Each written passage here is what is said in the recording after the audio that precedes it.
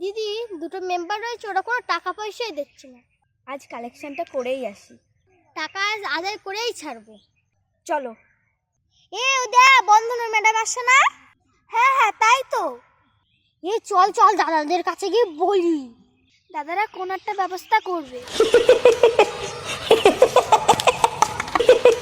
আরে বন্ধনের জ্বালায় শান্তি নেই। ঠিকই বলেছিস দাদা, আর কোনো শান্তিই নাই। দাদা, বন্ধনের ম্যাডাম গুলো আইছে। দাদা, এবার তো কিছু বের কর। কি বার করব? উপায় বের করবি। উপায় না বের করলে তো ফেঁসে যেতে হবে। হ্যাঁ, তুই ঠিকই বলেছিস। উপায় তো বার করব। আমরা তো একটু আগেই আলোচনা করছিলাম। কি আলোচনা করছিলিস রে? এই যে বন্ধনের জ্বালায় কোনো শান্তিই নেই। আচ্ছা দাদা, উপায়টা তোরা তাড়াতাড়ি বের কর। ঠিক আছে, কি করা যায় আমি দেখতেছি।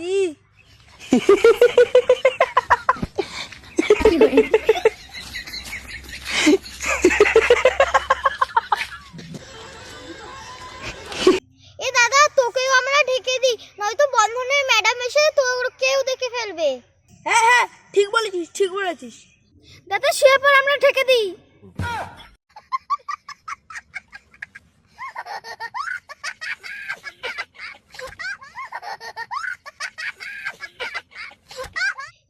ওই দেখ, বন্ধনের ম্যাডাম দুজন আসছে।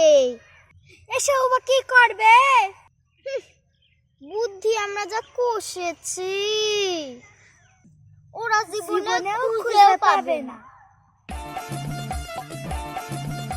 গত 5 বছর হয়ে গেল, কোনো টাকা পয়সা দেওয়ার তো কোনো নামই করছেন না। দাদা কোথায়? দাদা কোথায় গেছে তা আমরা কি করে বলবো? কোথায় মানে?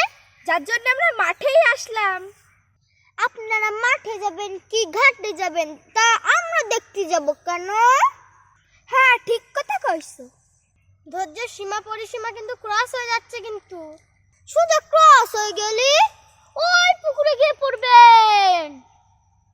এই কেলো করেছে। দিদি, পুকুরে পড়াচ্ছে গে, বাড়ি চলো। তাই চলো দিদি, টাকা দিলে দেবে, না দিলে না দেবে। পুকুরে পড়ার থেকে বাড়িই যায়।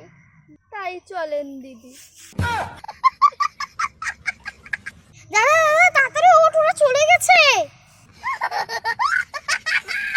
দাদা দাদা, আজকের প্ল্যানটা কিন্তু হেভি ছিল। কেমন দিলাম বল? ব্যাপক হয়েছে রে ভাই।